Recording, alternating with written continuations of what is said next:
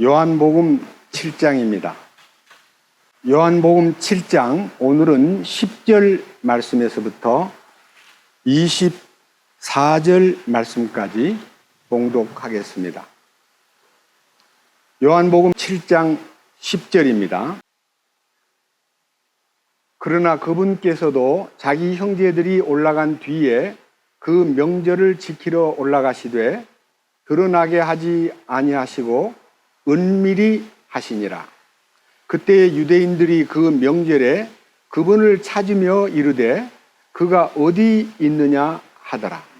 또 그분에 대하여 사람들 가운데서 수군거림이 많았으니 이는 어떤 이들은 그가 좋은 사람이라 하고 다른 이들은 아니라 그가 사람들을 속인다 하였기 때문이라. 그러나 유대인들을 두려워함으로 아무도 그분에 대하여 드러나게 말하지 아니하더라. 이제 그 명절의 중간쯤에 예수님께서 성전에 올라가사 가르치시니 유대인들이 놀라서 이르되 이 사람은 결코 배우지 아니하였거늘 어떻게 그를 아느냐 하매 예수님께서 그들에게 대답하여 이르시되 내 교리는 내 것이 아니요 나를 보내신 분의 것이니라. 어떤 사람이 그분의 뜻을 행하려 하면 그 교리가 하나님에게서 왔는지 혹은 내가 스스로 말하는지 알리라. 스스로 말하는 자는 자기의 영광을 구하되 자기를 보내신 분의 영광을 구하는 자 곧 그는 참되며 그 속에는 불의가 없느니라. 모세가 너희에게 율법을 주지 아니하였느냐? 그런데 너희 중에 아무도 율법을 지키지 아니하는도다. 어찌하여 너희가 나를 죽이려 하느냐 하시니 사람들이 대답하여 이르되 당신은 마귀 들렸도다. 누가 당신을 죽이려 하느냐 하매 예수님께서 그들에게 대답하여 이르시되 내가 한 가지 일을 행하였는데 너희가 다 놀라는도다. 모세가 너희에게 할례를 주었으나 그러나 할례는 모세에게서 나지 아니하고 조상들에게서 났느니라. 그러므로 너희가 안식일에 사람에게 할례를 행하느니라. 모세의 율법을 어기지 아니하려고 사람이 안식일에 할례를 받거늘 내가 안식일에 사람의 온 몸을 온전하게 하였다고 너희가 내게 화를 내느냐. 겉모양으로 판단하지 말고 의로운 판단으로 판단하라 하시니라. 24절까지 말씀을 읽었습니다. 기도드리겠습니다. 거룩하신 주님, 오늘 이 아침 우리가 이 말씀 앞에 간절한 갈망과 주님이 우리에게 베푸시는 놀라운 은혜와 이 말씀을 통해서 우리에게 보여주실 주님의 위대한 모습을 우리가 더 깊이 알고자 합니다.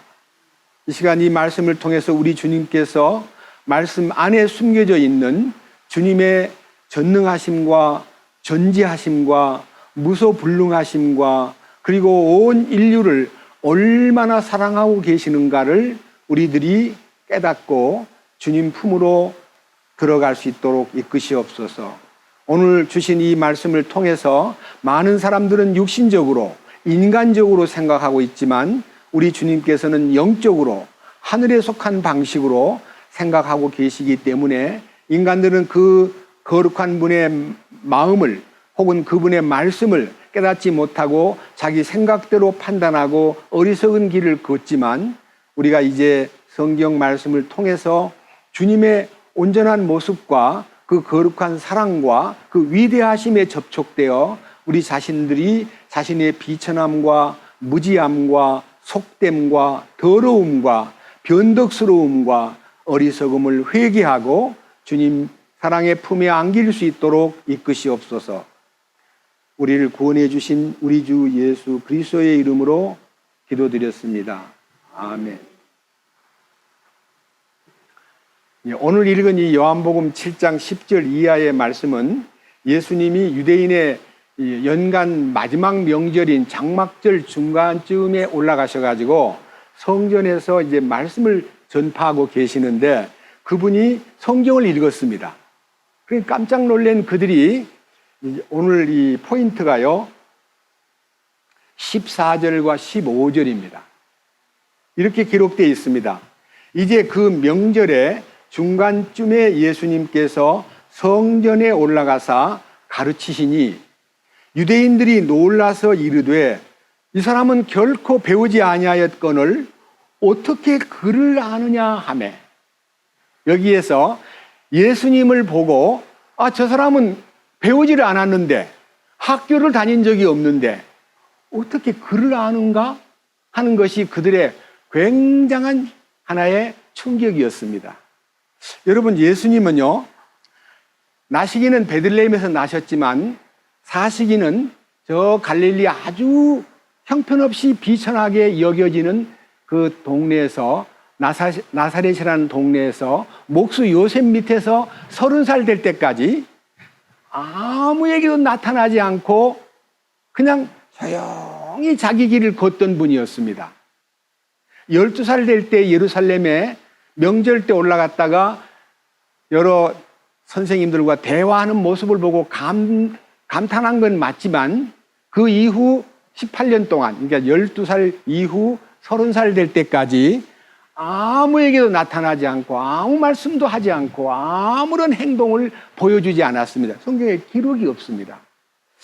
좀 슬픈 쓰디쓴 어리석은 얘기 가운데 예수님이 13살 때 인도와 티벳을 방문하여 석가모니를 배웠다, 불교를 배웠다, 이런 거짓된 말을 가지고 사람들을 이제 예수님이 18년 동안 인도에 다니면서 석가모니 불경을 배웠대. 그리고 돌아와가지고 산상보훈하는 거 봐봐. 불경하고 비슷해. 이렇게 하면서 예수님을 아주 인간적인 방법으로 18년 동안 인도 가서 수학을 했다고 거짓말하는 사람들도 더러 있습니다. 우리는 성경에 기록된 것 이외에 어떤 것도 믿을 수 없고 그런 말을 받을 수가 없습니다. 여기 이 성경에서 예수님이 이 30살 될 때입니다. 명절에 예루살렘에 올라가 가지고 성경을 이렇게 펼쳐놓고 얘기를 하는데 그의 얘기가 얼마나 놀라운 얘기인가를 여러분에게 좀 더 세부적으로 설명을 올리겠습니다. 앞으로 넘겨가지고요, 누가복음 4장으로 가서 이 말씀에 대한 더 세부적인 얘기를 말씀드리겠습니다. 14절 말씀부터 말씀을 읽겠습니다. 예수님께서 성령의 권능을 입고 갈릴리로 돌아오심에 그분의 명성이 주변 온 지역에 두루 퍼지니라. 그분께서 그들의 회당들에서 가르치시며 모든 사람에게 영광을 받으시더라. 그분께서 자기가 자라난 나사렛에 가사 자기의 관례대로 안식일에 회당에 들어가 읽으려고 서시니 섬기는 자가 대언자 이사야의 책을 그분께 넘겨드리거늘 그분께서 그 책을 펴서 이렇게 기록된 데를 찾으시니라. 일러스되 주의 영께서 내게 임하셨으니 이는 그분께서 내게 기름을 부으사 가난한 자들에게 복음을 선포하게 하셨기 때문이라.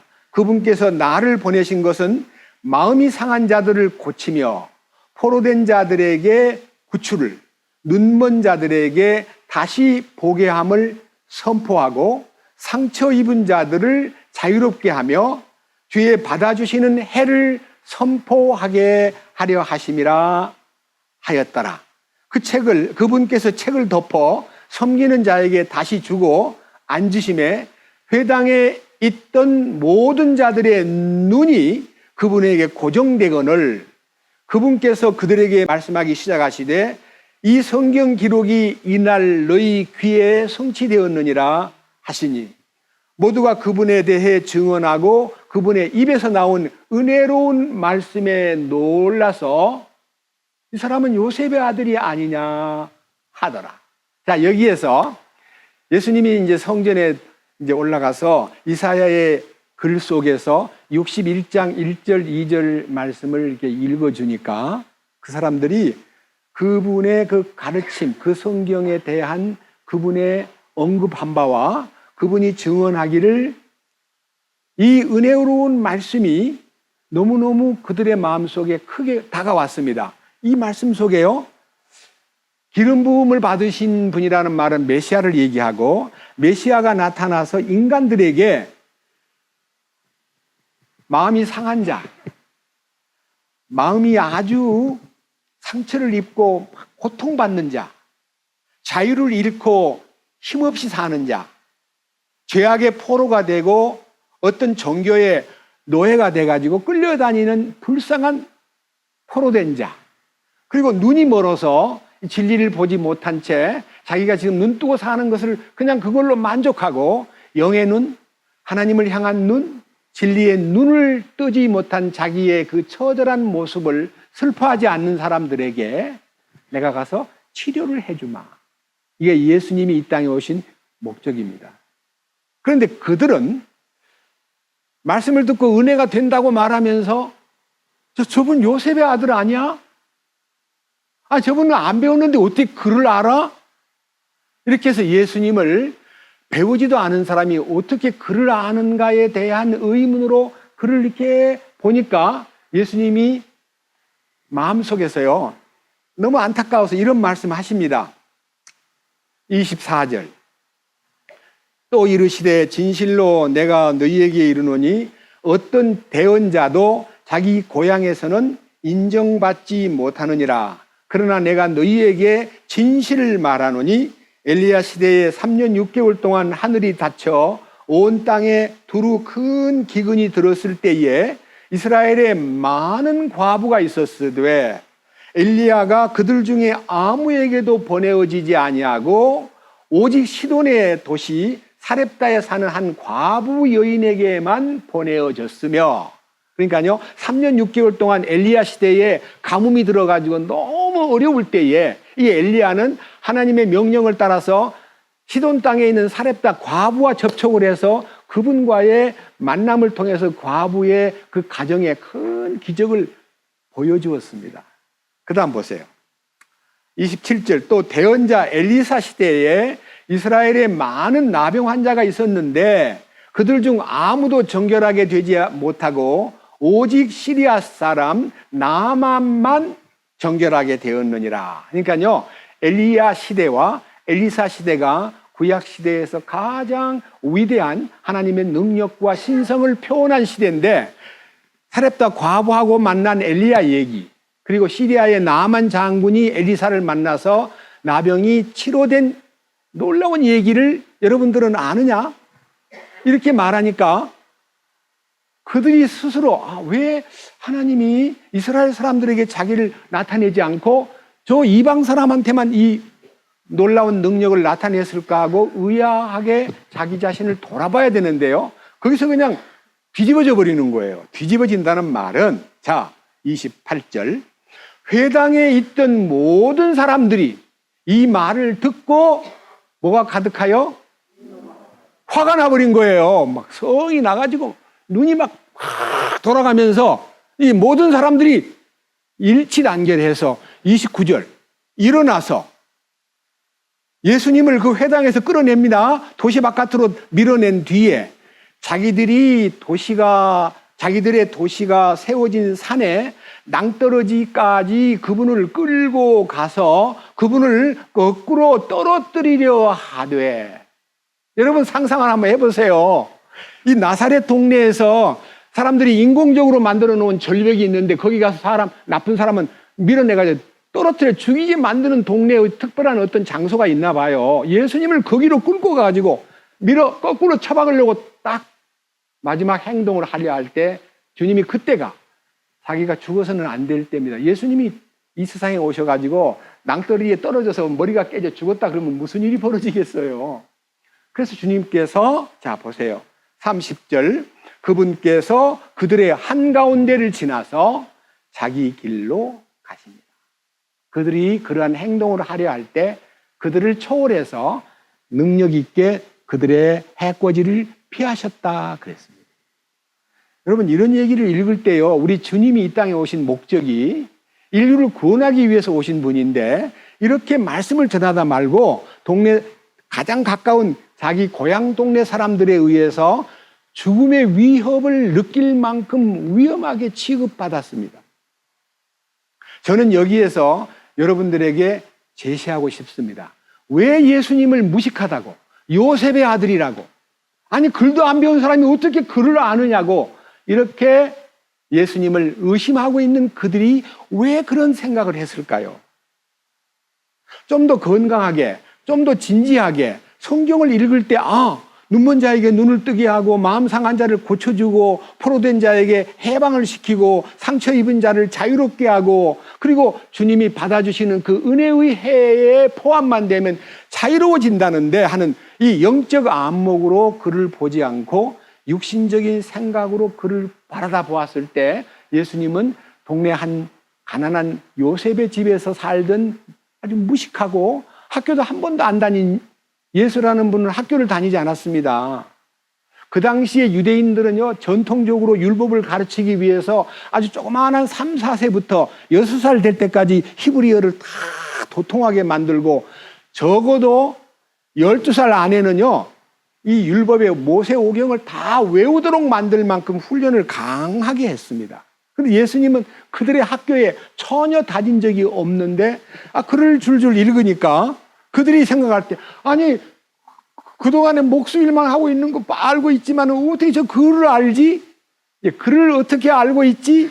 라고 말씀하시는데 그분이 누구신가를 오늘 규명하기 위해서 육신적인 안목으로 예수님을 무시하고 죽이려고 대들고 별별 방법으로 핍박을 했지만 우리 주님은 영적인 안목으로 우리 주님이 어떤 분이며 어떻게 하기 위해서 세상에 오셨는가에 대한 성경에서 딴 데 많이 안 돌아다니고 이사야서만 가지고 예수님이 세상에 오시기 전에 하나님의 플랜, 하나님의 계획이 있는데 예수님이 세상에 태어나기 전 700년 전에 이사야의 입을 통해서 예수님이 어떻게 출생해서 어떤 방법으로 이 땅에 오셔가지고 어떻게 일을 하신다는 것을 그려놓은 놀라운 얘기를 우리가 먼저 살펴보면요. 오늘날 우리가 성경을 볼 때도 예수님 믿는 얘기를 들을 때도 내 이 사고방식에서 내 이 육신의 생각에서 예수를 상상하고 예수님을 바라보면 아무런 의미를 찾지 못하는데 하나님의 뜻을 따라 이 영적인 안목으로 성경을 보거나 그 말씀을 들으면 놀라운 변화가 온다는 것을 말씀드리기 위해서 오늘 예수님에게 그는 배우지 아니하였거늘 어떻게 그를 아느냐 하는 제목 안에서 예수님이 어떤 분인가를 여러분 앞에 소개해 드리겠습니다. 먼저 예수님에 대한 세상 사람들이 어떻게 그를 대할 것인가, 특별히 유대인들이 요한복음 1장에 자기 땅에 오매 자기 백성이 영접지 아니하였다. 왜 영접을 안 했을까요? 예언되어 있어요. 영접 안 할 것에 대한 얘기가. 이사야 53장 1절과 2절 너무너무 잘 아는 성경인데 그 성경을 보면요 깜짝 놀랄 것입니다. 자, 이사야 53장으로 갑니다. 1절 우리가 전한 것을 누가 믿었느냐? 주의 팔이 누구에게 나타나느냐? 이 팔이 나타난다는 말은요, 저는 제가 성경 중에 제 학생 시절부터 지금까지 한 5, 60년 동안 제 마음에 가장 크게 마음에 자리 잡은 성경, 여러 성경 절수 중에 하나, 이사야 41장 10절. 제가 옛날 개역 성경으로 외워보겠습니다. 두려워 말라, 내가 너와 함께 함이니라. 놀라지 말라, 나는 네 하나님이 됨이니라. 내가 너를 굳세게 하리라. 참으로 나의 의로운 오른손으로 너를 붙들리라 하는 주님의 손으로 나를 붙잡아 준다고 하는 그 말씀과 두려워하지 말아라. 내가 네 하나님이다. 놀라지 말라. 나는 너를 지키는 하나님이다. 내가 너를 지켜준다, 돌봐준다, 붙들어준다고 약속하신 그 말씀을 믿고 일생을 살아왔습니다. 여기요, 우리가 전한 것을 누가 믿었느냐? 주의 팔이 누구에게 나타났느냐? 이분은 예수예요. 2절. 그분 앞에서 연한 초목같이 마른 땅에서 나온 뿌리같이 자랄 터이니 그분에게는 모양도 없고 우아함도 없으며 우리가 그를 볼 때에 그를 흠모할 만한 아름다움이 없도다. 그러니까 예수님은요, 사람들에게 매력적이고, 야, 멋지다. 잘생겼네. 야, 따라갈 만한데. 야, 저렇게 멋진 남자가 어디 있어? 이렇게 매력을 느끼는 모습이 아니라 너무너무 마른 땅에서 나온 뿌리 같고 모양도 없고 우아함도 없고 그를 흠모할 만한 아름다운 모습이 전혀 없는 분이었다. 3절. 그는 사람들에게 멸시를 당하고 거부되었으며 슬픔의 사람이요 고통을 잘 아는 자라. 우리는 그를 피하려는 것 같이 우리의 얼굴을 감추었으며 그는 멸시를 당하였고 우리는 그를 귀히 여기지 아니하였도다. 지금 이 가운데에서도 혹시나 과거에 예수님을 우습게 여기고, 우리가 이제 어릴 때 책에서 배운 예수님은 4대 성인 중에 한 분이에요. 예수, 석가모니, 공자, 소크라테스 이런 정도의 위인 중에 한 분인 줄 알았는데 뭐 30몇 살 때 죽었다던데 그렇지 뭐. 예수님을 우습게 여기고 전혀 알려고도 하지 않고 생각도 안 했던 예수. 저는 다행스럽게도 어릴 때부터 우리 어머니 때문에 예수님을 접근했는데 알지를 못하고 중학교 2학년 때 될 때까지도 아주 형식적으로 교회를 왔다 갔다 했지만요, 성경책을 읽어보니까 너무 제가 모르니까, 이제 중학생 때 이거 읽으니까 뭘 알겠어요. 너무 모르니까 무조건 막 읽었어요. 무조건. 얼마나 읽었냐면 8년 동안요, 성경을 그냥 계속 끊임없이 읽고 나니까, 한 10대 번 읽고 나니까요, 조금 뭐가 보여요. 조금 보이는데, 교회를 나가보니까 교회가 성경대로 안 가르치는 거예요. 교회에서 주보에다가, 주일날 교회 가면 예배 순서가 있어요. 그 뒷면에요, 감사헌금 내신 분, 11조 헌금 내신 분, 건축헌금 내신 분, 특별헌금 내신 분 이름도 있고 돈도 있어요. 제가 너무너무 기가 막혀가지고, 아니 성경에 보니까 오른손이 하는 것을 왼손이 모르게 하라. 하나님은 은밀한 중에 갚아준다. 그리고 낼 때에 억지로 내지 말고 감사한 마음으로 내고 자원하는 마음으로 내는 것이 하나님 받아주시는 거다는데 돈을 막 짜내는 걸 보고요, 제가 그 주보를 들고 목사님한테 찾아갔어요. 학생이.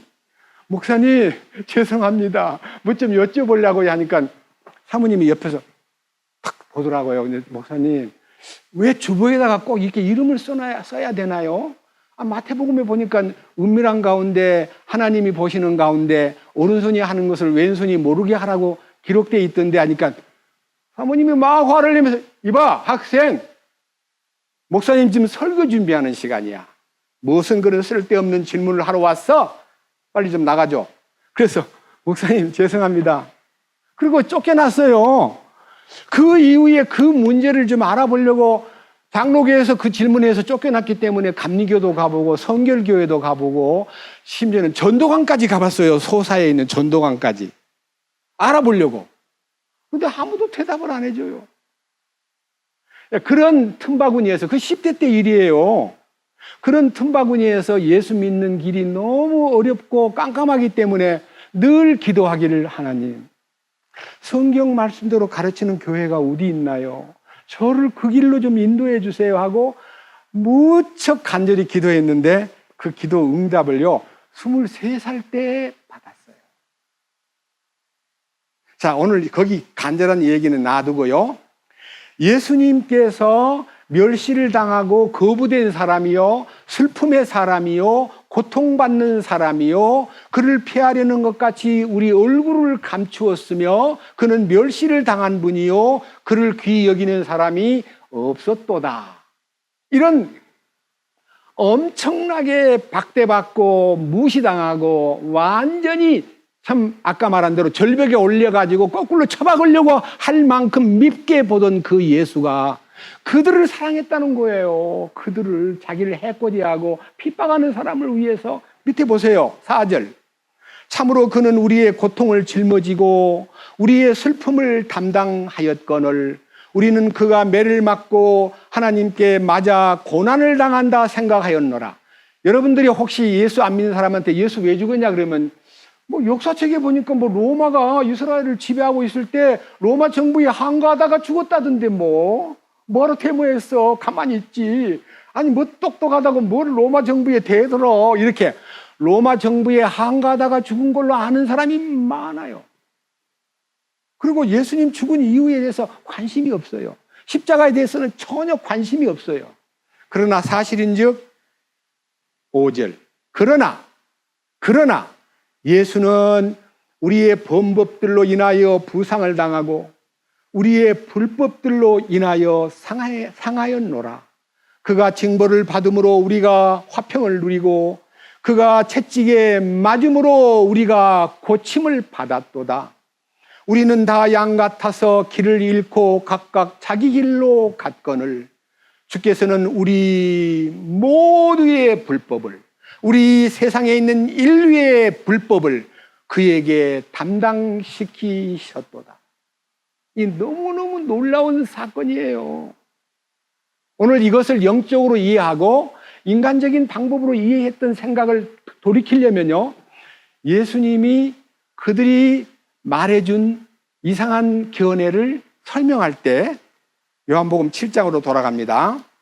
자, 요한복음 7장 다시 본문으로 갑니다. 14절.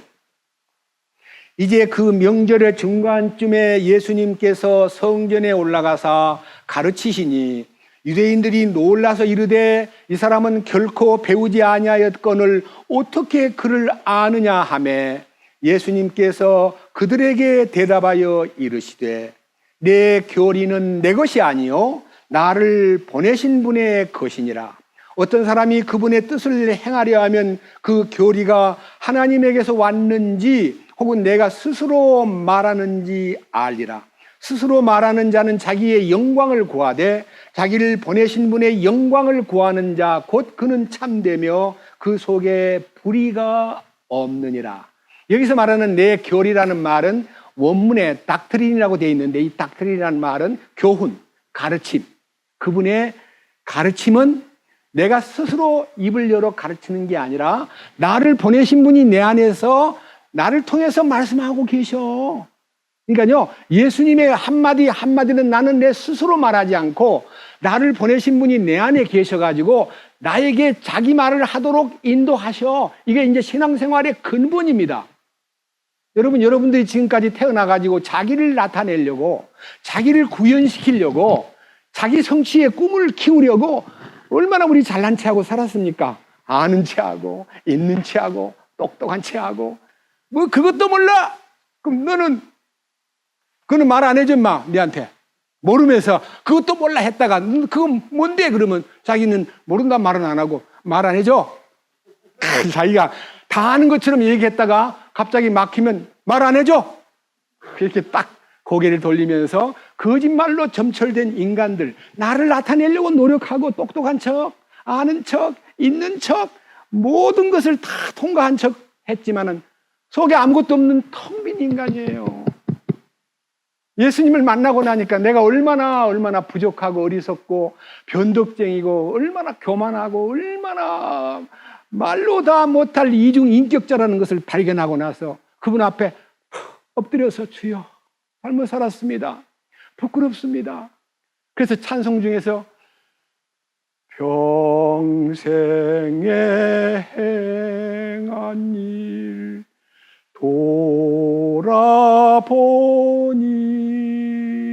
돌아보니 부끄럼뿐이라 황송하나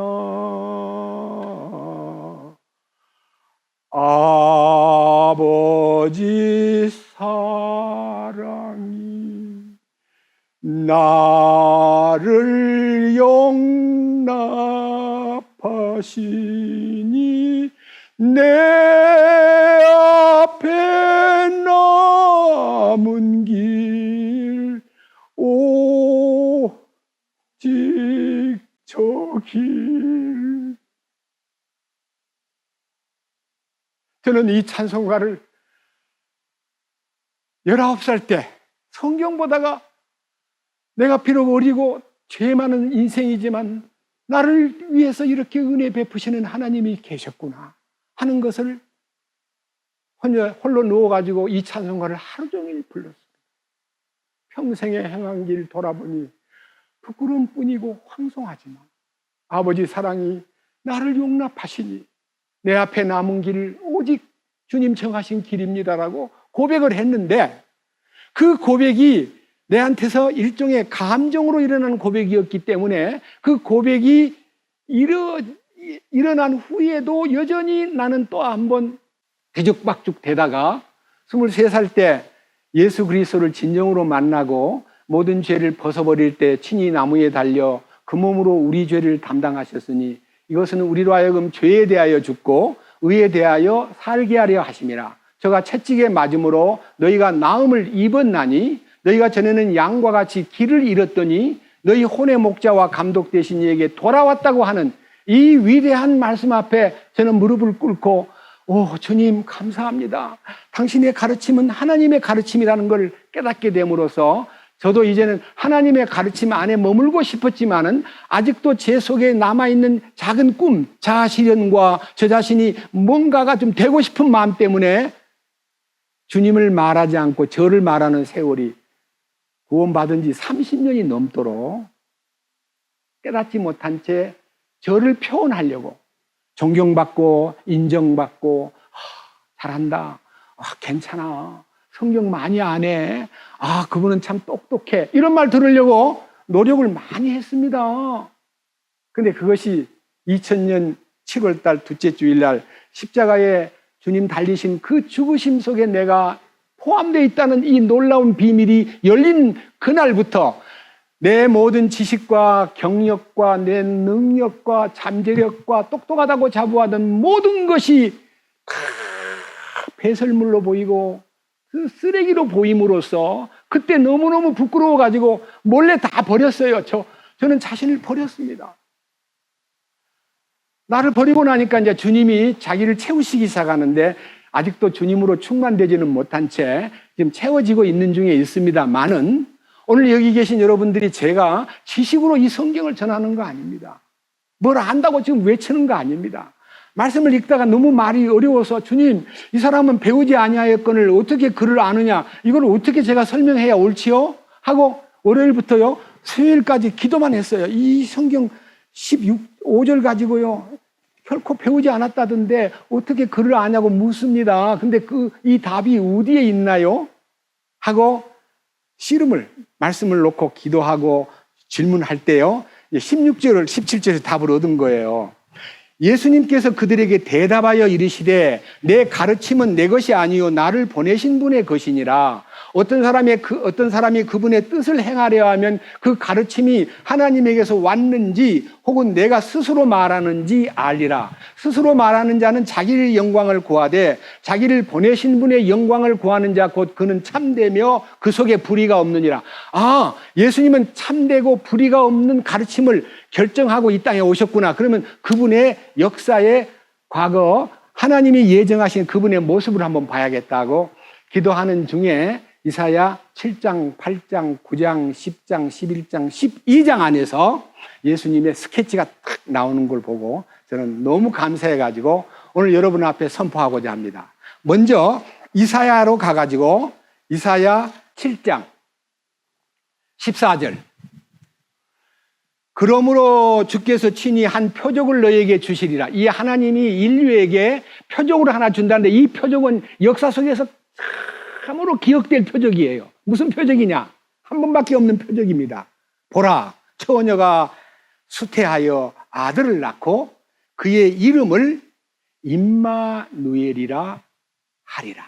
이것은 누가복음 1장이나 마태복음 1장에요. 천사가 예수님 탄생할 것을 처녀 마리아에게 고시하면서 네가 아들을 낳으면 이름을 임마누엘이라고 지어라. 이름은 예수라고 지어라. 예수라는 말은 임마누엘이에요. 임마누엘이라는 말은요, 예수라는 말은 구원자고 임마누엘이라는 말은 엘자가 하나님입니다. 하나님이 우리와 함께 계신다. 하나님이 사람 속에 오신다. 그런 뜻이에요. 예수님만이 우리 안에 오실 수 있는 분이에요. 다른 분은 우리 안에 못 들어와요.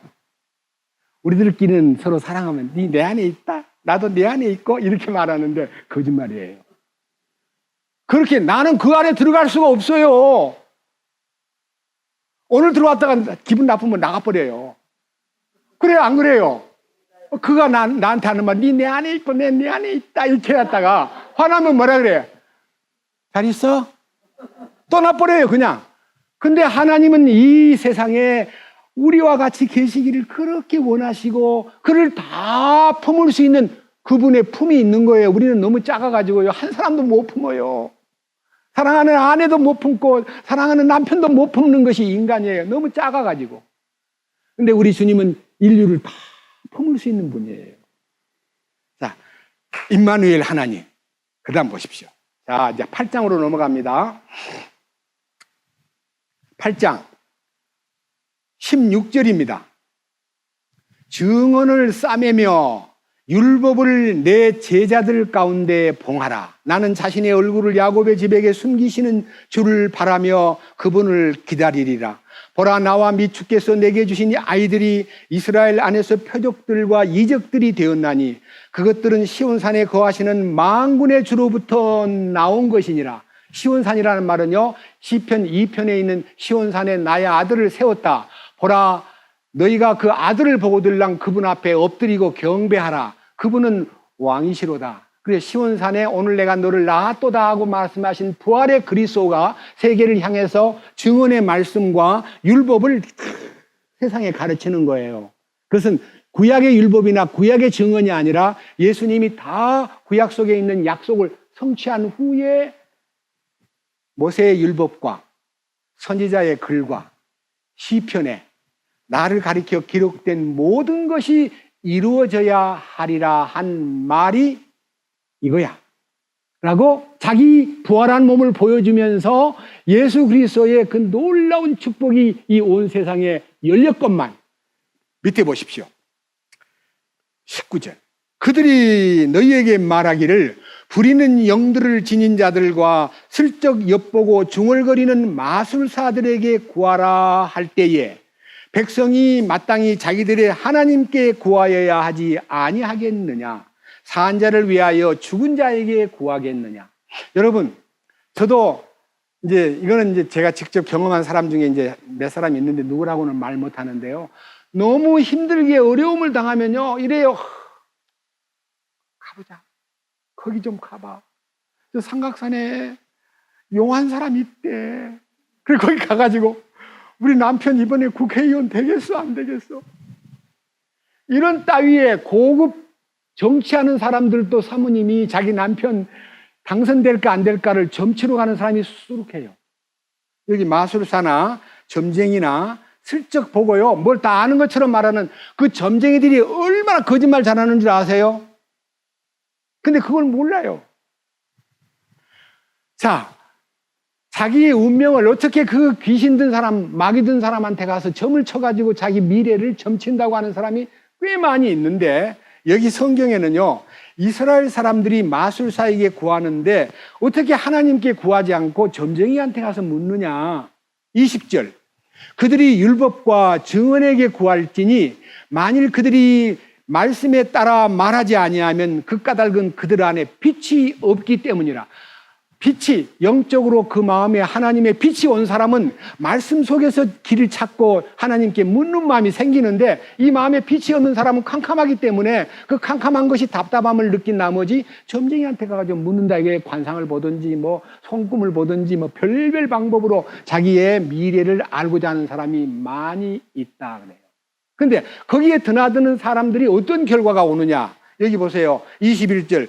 그들은 심히 괴로운 처지에 놓여 굶주린 채로 이 땅을 지나가리라. 그들이 굶주릴 때에 스스로 초조해하며 자기들의 왕과 자기들의 하나님을 저주하고 또 위를 쳐다보며 땅을 바라볼 것이로되, 보라, 근심과 어두움과 고통과 흑암뿐이리라. 그들이 어두움으로 쫓겨나리라. 여러분, 이 세상에서요, 어두운 마음을 갖고 하나님을 마음에 모시지 아니한 사람은요, 영원한 어두움으로 가는데, 그 영원한 어둠이라는 말은요, 하나님은 빛이시기 때문에 하나님을 떠난 지옥을 영원한 어둠이라 그래요. 그리고 영원한 어두움 속에서 불과 유황불 붙는 못으로 고통당하는 것은 지옥의 형벌이고, 구원을 받았다고 예수 믿는다 그러면서 제대로 못 살고 죄 가운데 살던 사람은 용광로라는 어두움이 그를 1000년 동안 지옥에 던진 거나 비슷하게 고통받고 있다가 그 찌꺼기를 다 정리한 다음에 다시 새롭게 주님 앞에 서는 기회가 있다는 것을 성경에도 표현해 놓았습니다. 마땅히 말씀에 물어야 되는데 마땅히 예수님에게 여쭈어야 됩니다. 어떤 어려움이 있어도 예수님을 부르기를 나는 당신을 지금 믿지 않습니다만 당신이 살아계시고 역사하신다면 당신의 말씀이 진짜라면 저를 좀 구출해 주세요. 저 구원받고 싶어요. 저를 좀 도와주시면 안 돼요. 라고 그분을요 향해서 마음만 열면 그분이 손이 나타나요. 그분의 손길이 나타나요. 소가성 여자에게 주님이 나타나듯이 38년 된 병자를 주님이 찾아가듯이 주님이 찾아가요. 자, 그래서 이제 이 주님이 어떤 분인가를 9장으로 가서 설명하겠습니다. 이사야 9장 2절입니다.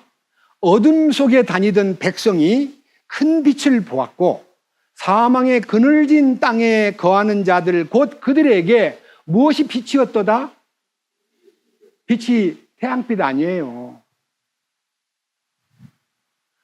어두운 가운데 빛이 비치리라 하시던 그 하나님께서 예수 그리스도의 얼굴에 있는 하나님의 영광을 아는 빛을 우리 마음에 비치셨느니라고 약속했어요. 그분이 예수님이에요. 밑에 보십시오. 6절. 이는 하는 말은요, 접속사입니다. 위에서부터 내려온 내용을 설명하기 위해서 이는 한 아이가 우리에게 태어났는데 그 아이는 처녀의 몸에서 인간사 가운데 한 분밖에 없는 사건입니다. 예수님처럼 여기저기에서 처녀가 애를 낳았다 그러면요, 진리는 진리가 아닙니다. 이 인류 역사 가운데 딱 한 번 처녀가 아이를 낳았습니다. 그 사건이 마리아를 통해서 남자 없이 예수님이 탄생한 것을 성령께서 잉태케 하여 여자 너에게서 아들을 낳으리니 이름을 예수라 하라고 이 역사 속에서 딱 한 번 있는 이 기적적인 사건이 예수 그리스도의 탄생입니다. 이는 한 아기가 우리에게 낳고 그 다음 뭐라 그랬어요? 한 아들을 우리에게 주셨는데 그분이 누구냐 하면은 그의 어깨에는 정권이 놓이고 사실은 그분이 이 모든 세계의 정권을 어깨에다 메고 오신 분이에요. 그분은 모든 것의 모든 것이요 만왕의 왕이시요 만주의 주이시며 또 그의 이름은 뭐라 그랬어요? 첫째, 놀라우시니 영어로는 wonderful. 그분의 이름은 wonderful이에요. 그럼 두 번째, 그분의 이름은 조언자라는 말은요, 상담자, 무슨 문제든지 가지고 오면 다 풀어주는 카운슬러. 그분이 카운슬러예요. 여러분, 이 세상에 많은 카운슬러가 있지만 다 그 사람들은 거짓 카운슬러, 형식적인 카운슬러고요. 근본적인 인간의 죄 문제, 죽음 문제, 영원한 문제를 풀어주시는 카운슬러가 예수님 한 번뿐이에요. 카운슬러. 그 다음 세 번째, 그는 누구라고요? 여기요, 강하신 하나님이라는 말은 다른 성경에는 전능자 하나님. 저 mighty of God. mighty라는 단어는요, 전능자라는 뜻입니다. 전능하신 하나님. 전능하신 하나님. 예수님이 전능하신 하나님이에요. 그럼 네 번째, 영원히 계시는 아버지, 영존하는 아버지. 그럼 마지막, 평화의 왕, 평화의 통치자, 평화의 왕. 그러니까 그분은 평화의 왕입니다. 그가 우리 안에 오시면 평화가 시작됩니다. 전쟁이 끝나버립니다. 예수님 안에 들어가고 예수님이 내 안에 왔다고 말하면서 짜자자자고 싸우는 사람은 평화가 이루어진 사람이 아니고 가짜예요. 평화가 선포되고 전쟁이 끝나야 돼요. 지금 이 세상이 너무 복잡하고 전쟁이 많아요. 나라끼리도 전쟁하고 정치인들도 싸우고 뭐 경제인들도 싸우고 이 세상이 싸움터예요. 싸움터라는 말이 뭐라요? 생존 자체가 경쟁터다. 경쟁이라는 말은 다툴 경자에다가 싸울 갱자입니다. 싸운다. 싸우고 다투는 곳이 세상입니다. 그런데 우리는 거기에서 해방되었습니다. 맞아요? 안 맞아요? 생존 경쟁에서 해방된 사람입니다. 머리를 쳐박고 막 이겨야 되고 이런 거 있잖아요. 지금 옛날 게임은 전부 다 제로섬 게임이에요. 제로섬. 남을 쓰러뜨려야 내가 이겨요. 그래서요,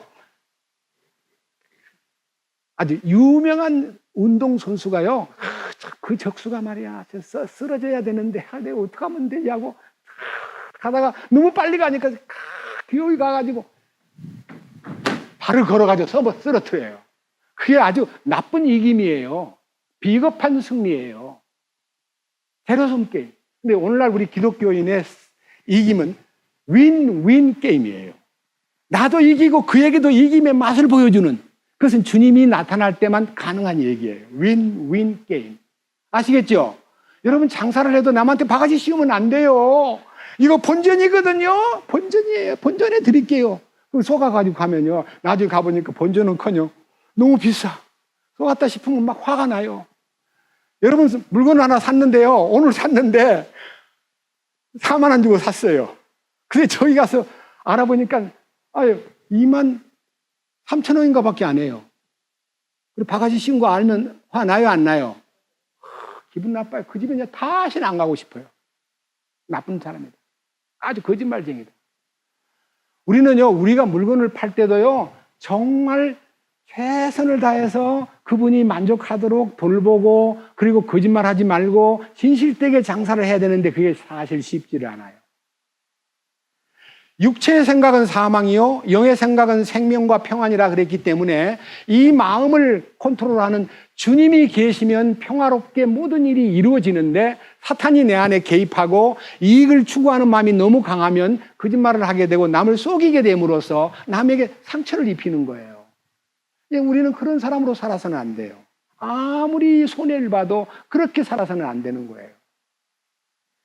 여기에 예수님은 정권을 메고 있고, 그의 이름은 놀라우신 분, 그의 이름은 조언자, 전능하신 하나님, 영원히 계시는 아버지, 평화의 통치자라 할 것이기 때문이라. 그의 정권과 화평의 번창함이 끝이 없으며, 그가 다윗의 왕자와 그의 왕국 위에 군림하여 그것을 정비하고 이제로부터 영원토록 판단의 공의와 정의로 그것을 굳게 세우시리라. 만군의 주에 열심히 이것을 뭐하리라? 이거는 BC 700년경에 예언했는데 지금 예수님을 통해서 이미 이루어졌어요. 근데 이것이 이 땅에 구체적으로 이루어진 것을 알려주는 시기가 언제냐면 천년왕국 때 주님이 왕으로 오셔가지고 세상에 있는 모든 제도, 정치, 권력, 소유권 다 무효로 만들어가지고 그들을 다 토해내게 만들어서, 주님이 자기가 임자이기 때문에 그 임자가 지구를 되찾고 권리를 되찾고 소유권을 되찾고, 그래서 그 되찾은 소유권을 우리 모든 성도들에게 분배해가지고 천년 통치 기간 동안에 여기에 말하고 있는 판단의 공의와 정의가 실현되는 세상이 된다는 것입니다. 믿습니까? 막연하게 천년왕국 들어간다는 마음만 갖고 있는 사람은 거기 못 가요. 우리가 천년왕국에 어떻게 가느냐에 대한 하나님이 정하신 방법과 코스가 있는데 반드시 작은 일에 충성해야 돼요. 시시하게 보이는 것, 아무것도 아닌 것 같은 일에 충성해야 돼요. 작다고 그건 뭐 니들이나 해라, 나는 큰일 하고 싶어, 이런 사람은 천년왕국에 못 가요. 그 작은 일에 눈이 가려면 어떻게 돼야 돼요? 내가 낮아져야 돼요. 작은 일을 귀히 보는 사람은 낮은 사람이 그러는 거지, 좀 큰 사람은 야 그거는 네가 해, 청소도 네가 하고 화장실도 네가 해, 알아, 나는 그런 거 안 해. 이런 사람은 교만한 사람이에요.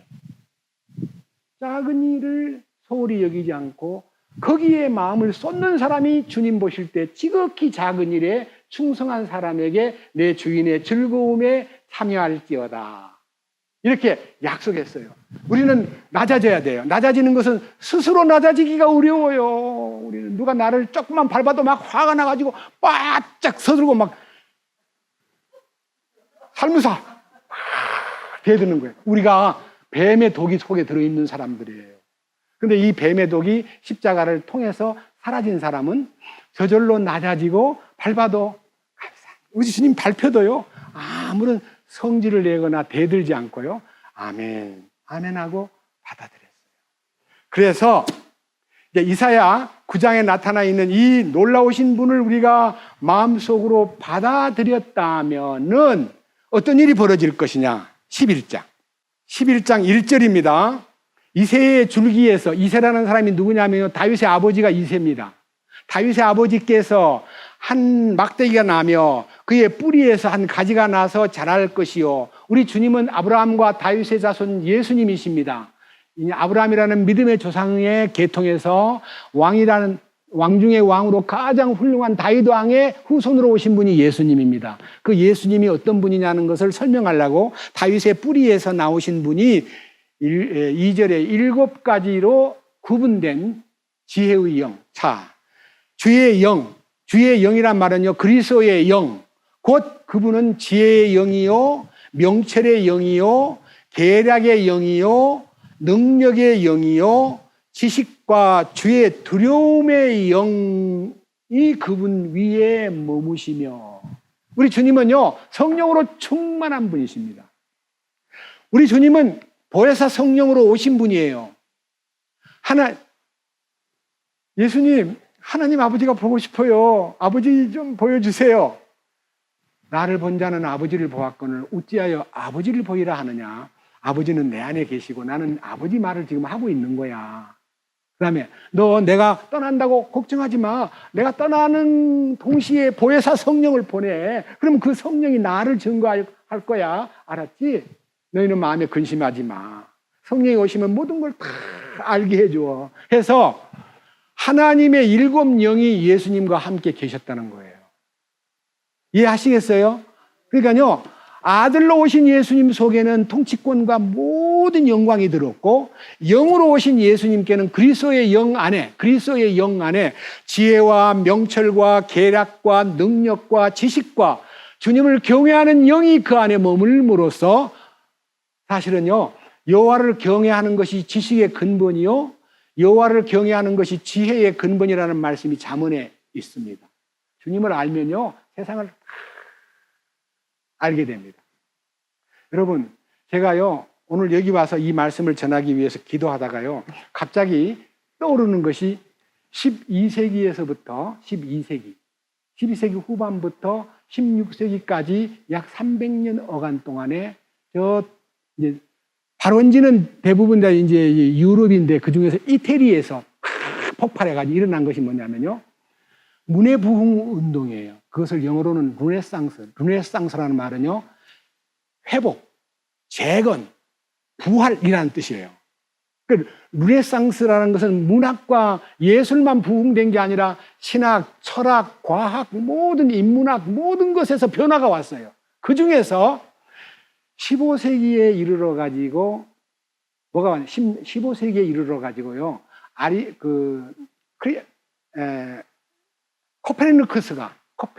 여러분, 코페르니쿠스의 발상, 그 발상이 뭔지 아세요? 이 사람은 30년 가까이 연구를, 27살 때부터 57살 때까지 30년 동안 파고 한 게 코페르니쿠스의 발상이 뭐냐? 야, 우리가 지금까지 모든 우주 만물을 지구에서, 이 지구 중심으로 봤는데, 지구는 가만히 있고 저 우주 만물이 움직이는 걸로 알았는데, 그렇게 생각하니까 저게 안 풀려. 우리가 이 우주의 비밀을 풀려면 발상을 태양으로 들어가야 돼. 태양 중심이 돼야 돼. 태양 중심. 태양이 중심이야. 지구가 중심이 아니야. 하고 막 떠들었는데, 이게 뭔 말인 거 아니에요? 태양은 하나님을 말하고, 이 사람은 인본주의를 말해요. 인본주의로는 절대 우주과학이 안 풀려. 신본주의가 돼야 돼. 그분도 이제 그 당시 캐토릭 신자였습니다. 그래가지고 그 발상을 발표를 했는데 아무도 안 알아주는 거예요. 미쳤어. 아니, 지구가 돈다고? 아이씨, 미쳤네. 지구가 돌면 이 지구가 가만히 있겠어? 쓰러지지. 모두 다 반대했어요. 근데 그 발사를 한 지 90년이 조금 지나가지고, 이 코페르니쿠스의 발상법이 태양 중심이다. 지구 중심으로 살지 말아라. 지구가 도는 거야. 태양이 도는 거 아니야. 지구가 돈다고 하는 말을 했을 때 다 미쳤다 그랬는데, 그의 죽은 지 90년이 조금 지났을 때, 이제 갈릴레오라는 사람이 원래 이 코페르니쿠스는 폴란드 사람인데, 이 이탈리아에 살고 있던 물리학자이며 천문학자이고 철학자인 갈릴레오가 망원경을 만들었어요. 망원경을 만들어서 계속 살펴보니까 코페르니쿠스의 지동설이 맞는 거예요. 그래가지고 이 사람이 이제 논문을 쓰고 발표를 했습니다. 그랬더니 천주교 교황청이 노발대발해가지고 불러가지고, 야, 그럼 네 헛소리 자꾸 할래?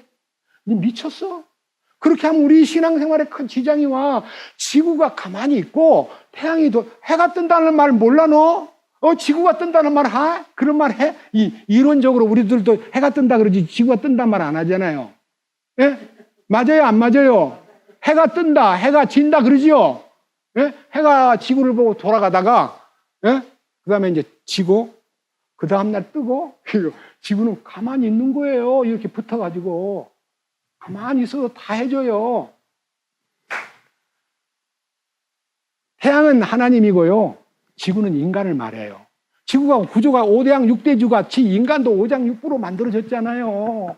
인간이 하나님 중심에서 움직일 때의 진리가 나타나는데 그 당시에 이 진리가 15세기, 16세기에 다 꽃을 피우는데 1517년 말틴 루터가요. 기독교를 개혁한 것도 인간 중심, 인본주의에서 신본주의로 마음이 딱 열리는 순간에 오직 믿음, 오직 성경, 오직 예수님, 이게 이제 그들의 눈에 열린 거예요.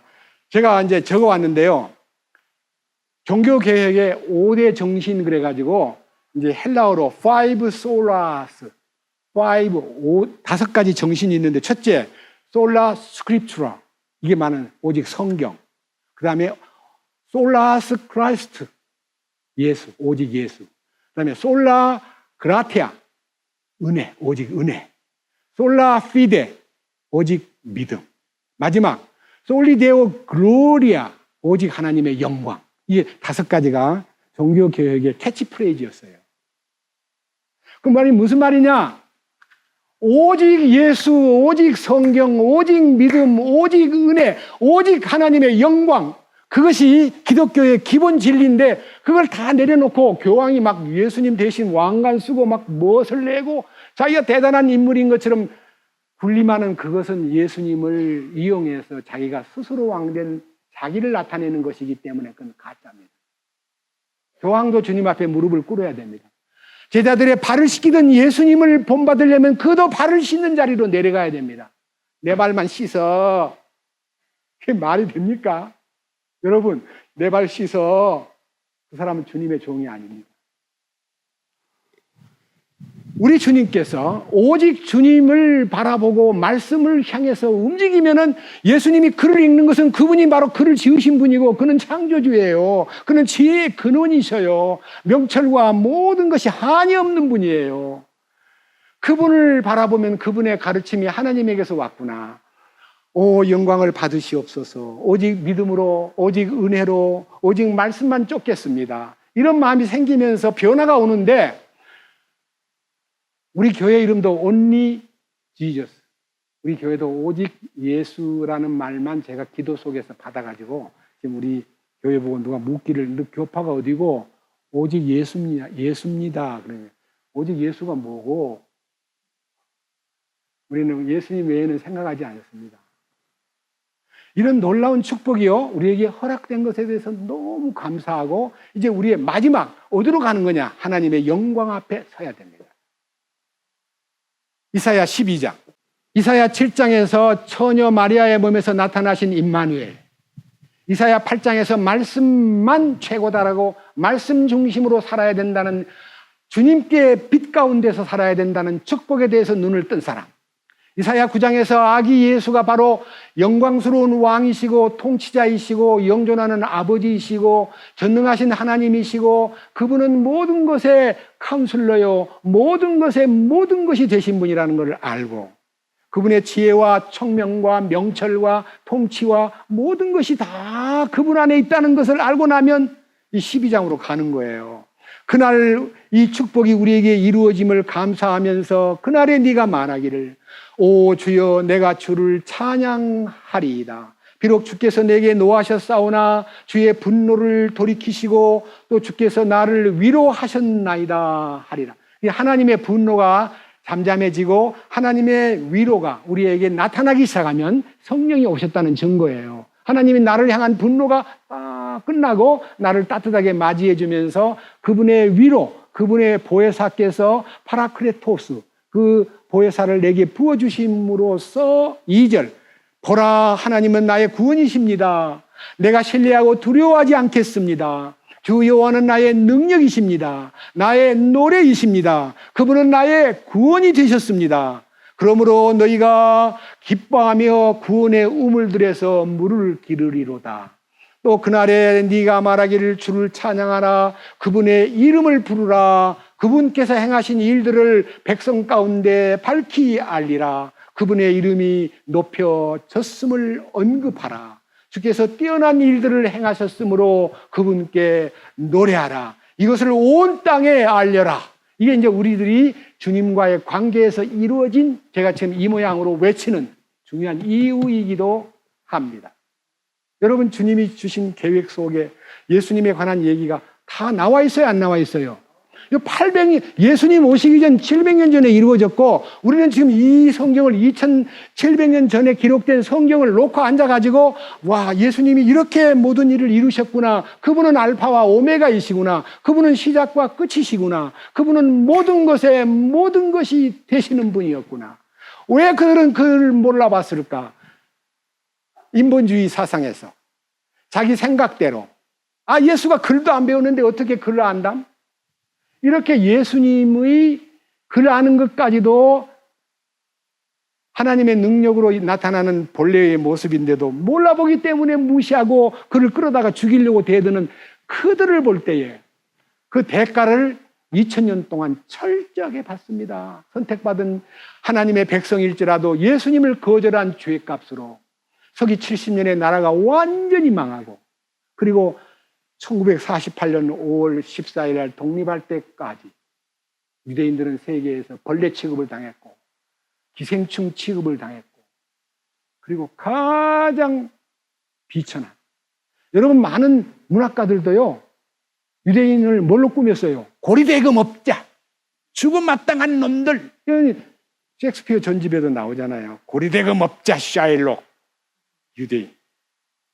유대인은요 엄청 돈만 좋아하고 세상에 막 아주 인간 이하의 인물들로 평가를 내린 나머지 게르만 민족의 앞날과 그들의 발전을 위해서, 야, 유대인을 없애버려야 되겠어. 저것들 거치장스러워. 저 어떻게 없앨까 하고 핑계를 대고 핑계를 댄 나머지 예수를 죽인 것들이야. 예수 죽인데 가담한 것들이야. 저거 죽어야 돼. 해가지고 로마 교황청도 유대인들 가운데 많은 분들이 탄원서를 썼습니다. 우리는 죽어도 좋습니다. 그러나 애들을 왜 죽여요? 애들이 무슨 죄가 있다고. 애들만은 좀 제발 했는데 교황청은 그 편지를 받고 입을 딱 다물었습니다.